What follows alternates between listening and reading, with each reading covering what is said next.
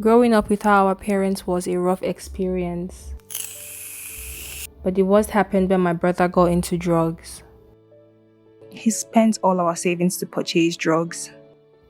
Isolated himself from his family members, and spent most of his time with his friends. I did high as I did like this. He got into many drugs from pills to weed, syrup, and he injected himself. He became very violent and got into trouble. He spent days outside without coming home. The drugs began to eat him gradually. It was painful seeing him lose his mind, but it was more painful when we lost him forever. Stay safe. Don't do drugs. This is Narco Tales. Welcome to Narco Tales, a space where pain speaks, healing breathes, and silence is broken. I'm Peace the Pastor, and here on Narco Tales, we sit with courageous people who dare to turn their lives around after some of their darkest moments. Today we're joined by Kingsley, a man whose story takes us from curiosity through a lot of chaos. You're welcome to the show. Thank you very much. We're really happy to have you here. Yeah. And you've actually earned my respect being here, yes. Thank you very much. Yeah, okay. Yeah. So before we begin, I would like you to introduce yourself. Okay, yes. By the grace of God, my name is Kingsley Babangida Kadiri. So can you tell us about your journey into experimentation? As at then, my mom was still alive when the whole thing started. And during that time, she had stroke, although it was partial. So at some point, she was given some drugs or medications per se to take. And along the line, I discovered that my mom was practically every day, as soon as she takes the drugs and she'll start sleeping, I'll be like, what is it that is wrong with her? Why is she sleeping? Not even up to 30 minutes or 1 hour. She has started sleeping. And then I asked her, what is it you're taking that is making you sleep like this? She said she doesn't know. And I went into her bag or where she keeps her drugs and all that. So there I saw one capsule and I feel like, what is it meant for? You know? So that I was not conversant with it, or I was not open to see that this is what this is meant for and all that. So we were just doing it. And from there, I said, okay, since she's sleeping like this, whatever it is, I have to sample it and see. Let me feel the same way she's feeling. And after that, I went into it, and the feeling I got that very first day, it was okay, perfect. And from there, I started taking it, you know? And not long, my mom died. So at some point, I didn't go into it again, but after, when I got into university as well, you know how peer group is. They came upon, like, come on, we need to do this, and that was how I discovered I was into it fully. You understand? Uncontrollably. So it wasn't a sweet experience, but we're still thankful for who we are today. Okay. And that is how it all started. Okay. Yes. Okay. So, can you recall the first substance you used? Do you remember the name? Do you know what it is? Tramadol. Oh. Yeah, tramadol. That was the first substance, and that is it. Just tramadol. Okay. Just tramadol. So it started with like one dose. How? No, it wasn't. It wasn't the tablet per se. It was just capsule. Okay. At that time, prescribed ones is just, they usually give you 50 milligram. They don't give 100. 100, okay. So since my mom was diabetic, you know, and having partial stroke as well, so she was not allowed to take beyond 50 milligram. So I started with 50 milligram, but as time goes on, I think it diverted, or I saw myself into doing what is more than 50 and all that. So that's that. So let's go back to the first time. How did you feel? That feeling, that is what I want to know about. Yes, you take it, you be like, you can do anything, like, you be like, you have extra strength to yourself, like, you believe you can achieve anything, And when you're working, you don't get tired. Exactly. So you don't get tired. You feel, man, you're on top of your game. Like everything is at your beck and call. But my dear, there's more to it. Thank you very much, Kingsley. Okay, thank you very much. So we're going on a short break. When we return, we'll dive deeper into Kingsley's substance abuse story.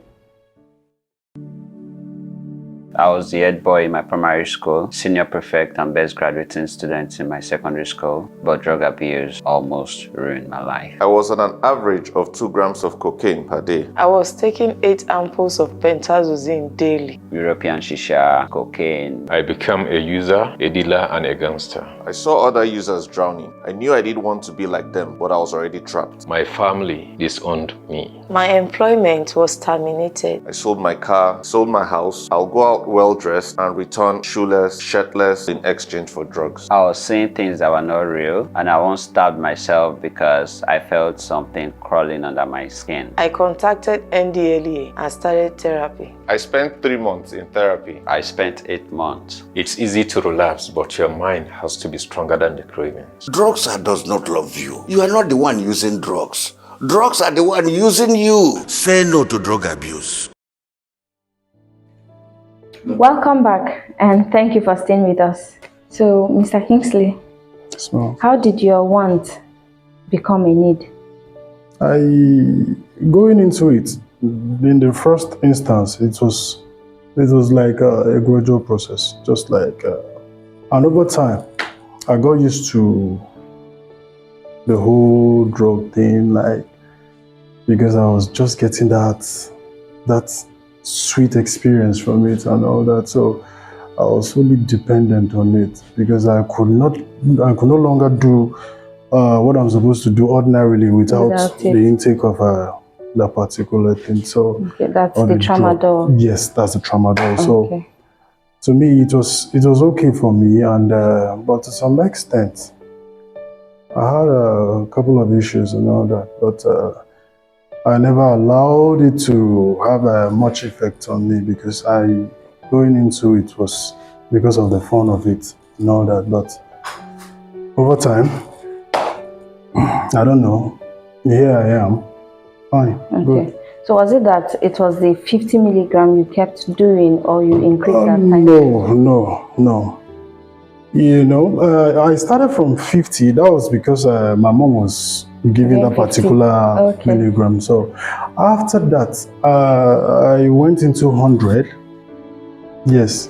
At some point, I felt the 100 was not okay for me. I went into 200 and then later 225. But when I discovered I was getting myself into it that much, what I do is just to get the 225, possibly break it into 2, and then take one half, then later take another one. Same day? Sometimes same day, sometimes the next day. And then it's not like I use it for any other thing, but just to have that feeling like, man, I'm on top of my game and I'm feeling myself. That's just it. You know? But how frequent were you taking it? So like an everyday thing, because I got so used to it to the point that if I don't take it every day, I won't feel that balance around myself. So what I do is just get it. Even if after getting it for that day, I'll make sure I get another one that'll take me for the next day, you know? Okay. That was how deep I was into it and all that. But so was it just the tramadol, or you experimented with other substances? I think back then in school, we had other drugs like codeine, but I started it though. But along the line, I developed a pile, you know. While taking codeine? Yes, I developed pile. So it gave me that big trouble. So I couldn't just pass out on a normal level. I have to go through stress and all that. But I had to deal with it on time. So I was not used to that codeine thing. So just this tramadol, because I felt once I take it now, I have the ability to do 1 or 2, walk around and all that. But it's not for something positive anyways. It's not for something positive. It was practically negative because It wasn't a sweet experience at all. Okay. At all. Along the line, I discovered a few things about myself because at the point, I wasn't, after taking all these things for a very long period of time, I was no longer finding it easy to breathe. Like, it was hard for me. It was hard for me. And one fateful morning, I think I was taking my son to school, and I was still deeply into it, right? I woke up in the morning, I told my wife, like, this is what I am feeling, and I am not just okay with the way I'm feeling. She was like, what could be wrong? I said, I don't know myself, like I'm losing breath. You know, she was like, no, now. I said, okay, she should not worry. Let me just take this boy to school. Then when I come back, we'll find a solution to the problem. So on my way to the school, I think I had this strong shock on me. At some point, it's like I am walking, yet I am not in myself. Like, you felt like, heavy all of a sudden. Not, should I call it heavy? Like my spirit was just leaving me. You know, I had a shock twice. I had no choice. Same day? That very day. That very day. Not even up to 2 hours that I spoke with her. So I called my elder sister and I said, okay, come, this is what I am feeling and all that. She was like, what could be wrong? Okay, I should drop this boy in school. I dropped him. The next thing, we went to the hospital. And when we got to the hospital, lo and behold, they said I should go and conduct an x-ray, which I went. And at the end of the day, they told me I have bronchitis. What is bronchitis? They said I have inflammation of the lungs and all that. And all these things as a result of tramadol. You understand? And not finding it easy to breathe is also as a result of tramadol, because I had to go online to know what bronchitis is all about. You get. So that experience alone, and not just that, even while in the hospital bed, giving me some treatment and all that with the hope that the whole experience is going to come down. No, it wasn't. At some point, I started feeling like I'm going to die the next minute. That was the feeling that was just coming into me. And that alone created anxiety in me. And that anxiety is hard to deal with. It comes in different forms. The one might just tell you, go and kill yourself. One will just tell you, do all sort of nonsense. You understand? But mine was just saying, guy, now die you they go die. Like, now die you they go. And I'd be like, no, but me, I'm not ready to die. But what could be the reason why I'm having this kind of feeling? And they said, it's because of that tramadol intake and all that. Although I smoke as well. I smoke as well. But ever since I had this shock of a thing, being diagnosed of bronchitis, I decided not to go into any of this. But after that period, the anxiety keeps coming. Like, and anxiety is hard to deal with. And from there again, I think after some days or weeks, the next thing that happened again was surprising to me, because I was finding it difficult to breathe, and I strolled out for me to come back, although it was cold that very day, so my nose was blocked. So I said, okay, what do I do? Let me just find my way back to the house, because at that time I was just on hot water, because they said I should not be drinking anything cold because it will trigger the whole thing. So I was just on hot water. I was doing it, and that very day it was cold. I went out to see friends, not to drink or even take any of these things, because I've decided, no, I don't want to do it again. So staying with them, I discovered my nose, one of my nostrils was blocked. I said, And you didn't think it was flu? Initially, that was my thought. That was my thought. But when I managed myself to leave that particular environment, going home, I discovered the second one is blocked. So I couldn't control myself again. I was almost going down. And I feel like, man, is it that I'm going to die today? Okay, so sorry. Before, let's go back to where you were shocked. Yeah. What happened? Was it that you took tramadol before it happened? Yes. Or have you stopped? A day to that very day. Okay. Yes, I took. Okay. I took. Okay. And what even triggered it again was when there's this friend of mine, very, very close friend of mine. We lost him at that particular time, so I didn't hear on time.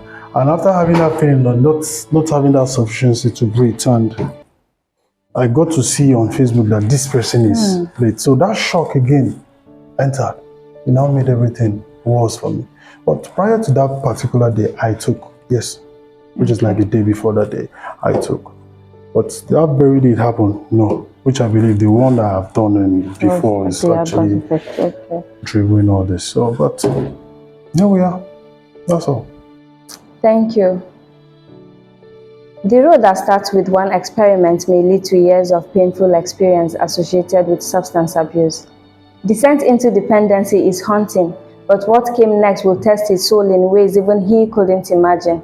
Next week, he opens up about the wreckage resulting from what seemed harmless, a simple date with nemesis in the form of substance abuse. My name is Peace, and I will see you next week.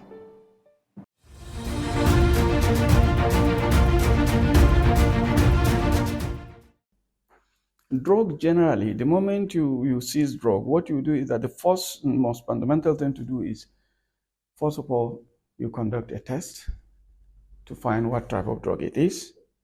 Now, once you conduct tests, then you think of custody of the drug. And now, once it is under your custody, you take it to court. No, at the level of test, you do the test and then the weighing. And then you issue certain forms that we call exhibit forms. Certificate of test analysis, package of substance form, and then request for scientific aid. Because it is at the level of test that certain sample of the drug is taken to forensic lab for analysis, which is later presented in court. You know that no drug is drug and it is certified to be drug by forensic expert. Don't do drugs, don't do drugs, don't try it though. He go choke you up, he go steal your sunshine up, he go shock you up. He don't kill him any youth for my area, even for your area. When you start it to stop, it no go easy. As you dey drag am go, he dey drag you down. Water come up from my eyes, oh, when I remember all the guys, oh, where many of them kicking bucket, oh, some cut to socket, oh, make we no forget, oh, no they talk it, oh, say, don't do drugs, rock up you see body, oh, don't do drugs, don't go wound your busy body. If you die, you go sad, oh. Oh yeah, help me tell somebody. Say, rock up, you see body, oh. Body, oh. Body, oh. This message is brought to you by the National Drug Law Enforcement Agency, NDLEA.